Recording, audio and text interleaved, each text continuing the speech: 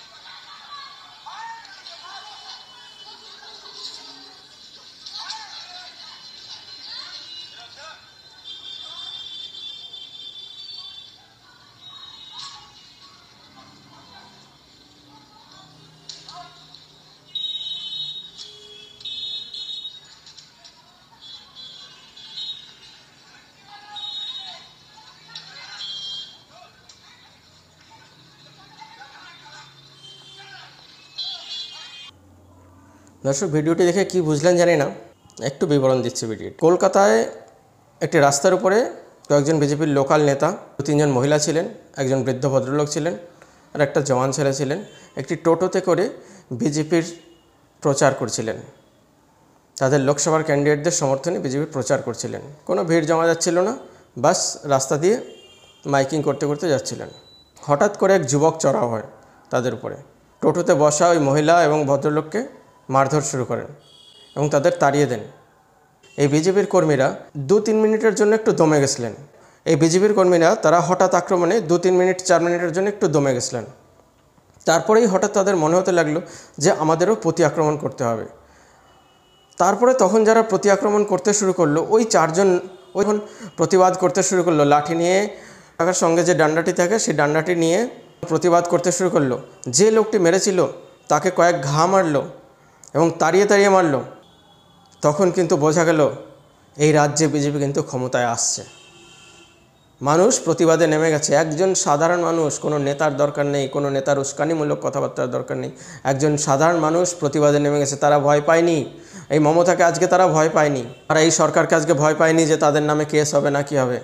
তারা অ্যাকশনের রিয়াকশন দিতে শুরু করেছে। তার মানে জনতা তৈরি, তার মানে বিজেপির গ্রাউন্ড তৈরি।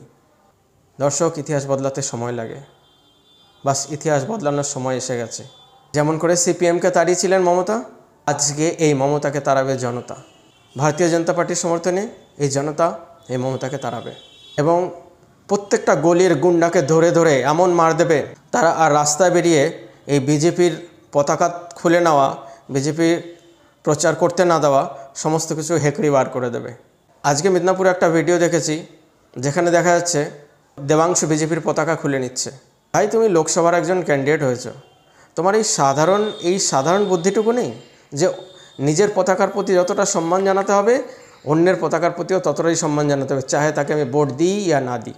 আজকে বুঝলাম জনতার ধৈর্যের সীমা আছে, সাধারণ মানুষের ধৈর্যের সীমা আছে, কর্মীদের ধৈর্যের সীমা আছে।